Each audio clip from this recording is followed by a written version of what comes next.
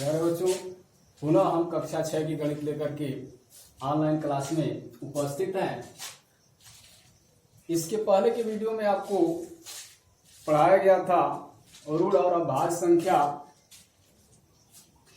और यौगिक संख्या, अभाज्य युग्म। लास्ट हेडिंग आपको बतलानी थी सह अभाज्य संख्याएं। तो सह अभाज्य संख्याएं इसे कहते हैं, इसको बतलाया जाएगा। आप ध्यान से देखेंगे, सुनेंगे और इसको समझने की कोशिश करेंगे। दो प्राकृतिक संख्याएं, दो प्राकृत संख्याएं जिनमें दो प्राकृतिक संख्याएं जिनमें एक के अतिरिक्त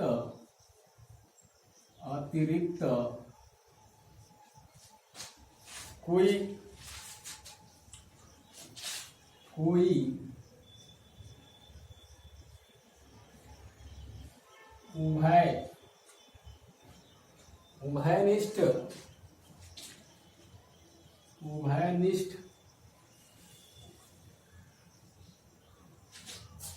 उभयनिष्ठ गुणनखंड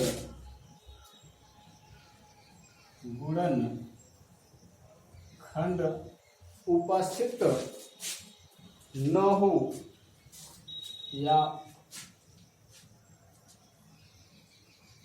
दो प्राकृतिक संख्याएं जिनमें एक के अतिरिक्त कोई उभयनिष्ठ गुणनखंड नहीं हो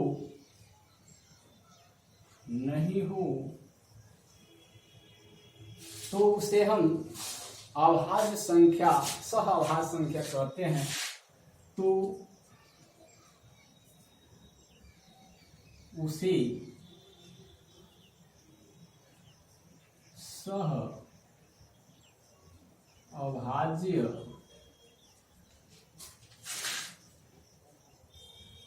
संख्याएं या संख्या कहते हैं।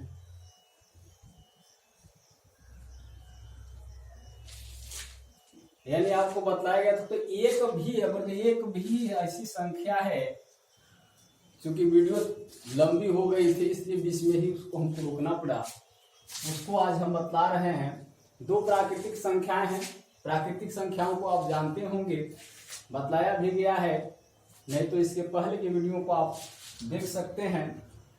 दो प्राकृतिक संख्याएं जिनमें एक के अतिरिक्त कोई उभयनिष्ठ गुणनखंड नहीं हो तो उसे सह अभाज्य संख्या कहते हैं। तो एक का बताइए, एक का गुणनखंड एक ही होगा, यानी एक ऐसी संख्या है जिसका स्वयं ही गुणनखंड होता है, तो इसको भी हम सह अभाज्य संख्या कह सकते हैं। अब हम चलते हैं अलग अलग संख्याओं को, जैसे 5 ले लेते हैं और 7 ले लेते हैं। तो क्या बताइए इसके गुणनखंड यानी अपवर्तक, यानी गुणनखंड को भी हम अपवर्तक कहते हैं, आगुणज को अपवर्त्य कहते हैं। इसको भी ध्यान में रखेंगे। तो एक 5 किससे कटता है? 1 और 5 से, और ये किससे कटता है? तो 1 और 7 से। इसी तरह को हम 4 और 9 को लेते हैं तो इनका भी गुणनखंड क्या होगा? 1, 2, 4। यहाँ होगा 1, 3 और 9। तो इसमें देखिए ये तो अभाज्य संख्याएं नहीं है, ये अभाज्य संख्याएं नहीं है, लेकिन जब युग्म में हो ये सह अभाज्य कहलाएंगी, क्योंकि इनका सार्वगुणनखंड केवल एक ही है। यानी यहाँ पर देख रहे हैं कि दो प्राकृतिक संख्याओं जिनमें एक के अतिरिक्त कोई दूसरा उभयनिष्ठ संख्या यानी उभयनिष्ठ गुणनखंड नहीं हो तो उसे हम अभाज्य गुणनखंड कहते हैं। तो आप समझ गए हो इस तरह से कौन सी संख्याओं के गुणनखंड हम ले सकते हैं। लेने के बाद उस पर अभ्यास कर सकते हैं। जैसे कि मान लीजिए कोई भी संख्या ले लीजिए, 6 के अलावा आपको 15 हम ले लें, 8 15 ले लीजिए, उसके बाद 11 ले लीजिए और 13 ले लीजिए। तो ऐसे लेकर के आप गुणनफल करके और इसका अभ्यास कर सकते हैं। अब हम चलते हैं अभाज्य संख्याएं ज्ञात करना। अभाज्य संख्याएं या अभाज्य संख्या ज्ञात करना, ज्ञात करना। तो अभाज्य संख्या ज्ञात करने के लिए पहले हम जानते हैं कि अभाज्य संख्याओं को ज्ञात करने वाले कौन गणितज्ञ थे। तो आप नाम लिख लीजिए।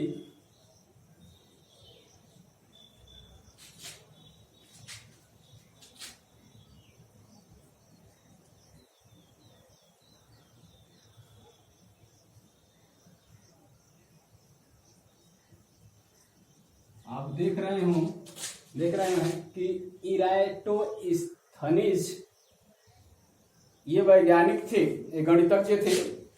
कहाँ के गणितज्ञ थे? ये गणितज्ञ थे यूनान के, या यूनानी देश, यूनानी गणितज्ञ थे, जो इन्होंने अभाज्य संख्याओं को ज्ञात करने की विधि बनाई। उस विधि का नाम है, इन्हीं के नाम से रखा गया है, इराटोस्थनीज।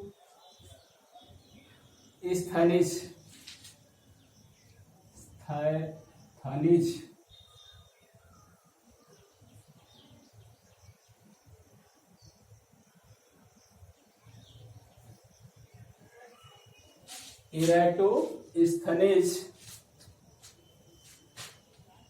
की छलनी विधि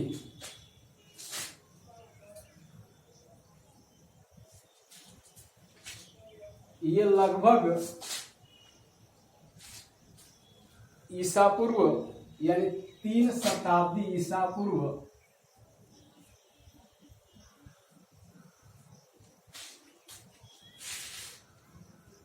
3 शताब्दी ईसा पूर्व में इन्होंने इसको पता किया था। यानी ईस्वी से 3 शताब्दी पहले इन्होंने इस चीज की व्याख्या की, खोज की इस विधि का। इस विधि में उन्होंने जैसे कि मान लीजिए किसी आटे को एक छलनी में अगर जो छाला जाए तो जिस तरह आटा और भूसे उसकी गेहूं से भूसे अलग कर देती है, ठीक उसी प्रकार की ये विधि है।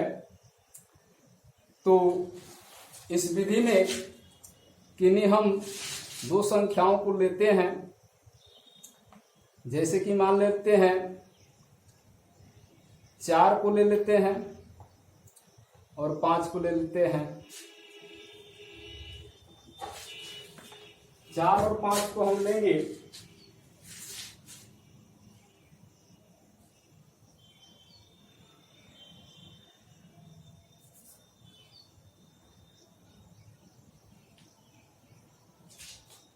तो इस विधि में क्या कहा जाता है,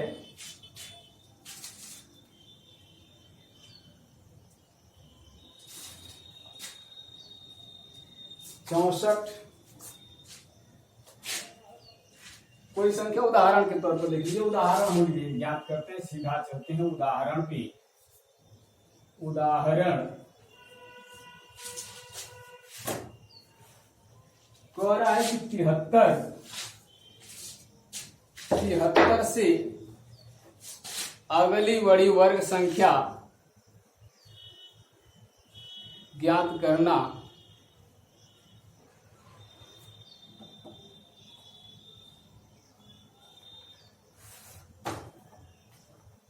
अगर जो 73 कोई संख्या है तो 73 को हम ले लेते हैं कह रहा है, यहाँ प्रश्न है कि 73 एक अभाज्य है या नहीं है, इसको ज्ञात करना है।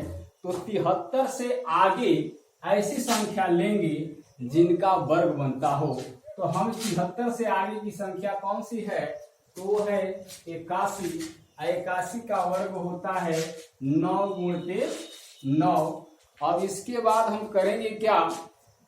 तो 9 के नीचे की जितनी अभाज्य संख्याएं हैं उनका हम अवलोकन करेंगे, देखेंगे। तो 9 से नीचे की अभाज्य संख्याएं 2, 3, 5, 7, ये सभी अभाज्य संख्याएं हैं। अब क्या हम देखते हैं कि 73, 2, 3, 5, 7 और 11 भी हम ले लेते हैं। क्या इनसे ये विभाज्य होता है? अगर जो विभाज्य है तो ये अभाज्य संख्या नहीं है। अगर जो विभाजित हो जाता है तो इसको हम कहेंगे कि अभाज्य संख्या नहीं है। तो ऐसे आप अनुभव प्राप्त कर सकते हैं कि कौन सी संख्याएं भाज्य हैं और कौन सी संख्याएं अभाज्य हैं। अगर जो इसके बाद भी अगर जो हम कोई ले लेते हैं, जैसे कि मान लेते हैं 151 को हम ले लेते हैं। तो 151 का उदाहरण है। तो 151 के आगे की संख्या हम लेंगे जिसका वर्ग बनता हो। तो संख्या है 169, यानी 169, 13 गुणित 13 होता है। अब ये 13 से नीचे की जितनी भी अभाज्य संख्याएं हैं, जैसे कि मान लीजिए 2 है, 3, 5, 7, 11।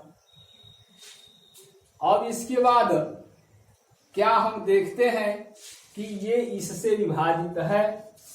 अगर जो 151 2 से, 3 से, 5 से, 7 से और 11 से विभाजित होता है, पूरा पूरा भाज्य कट जाता है, तो इसको हम माने कि अभाज्य नहीं है। और अगर जो विभाजित नहीं होता है तो इसको हम मान लेंगे कि यह अभाज्य संख्या है, विभाजित नहीं हो सकता। तो ये है इरेटोस्थेनीज की छलनी विधि। तो इसका आप अभ्यास करेंगे और अवलोकन करेंगे। Thank you.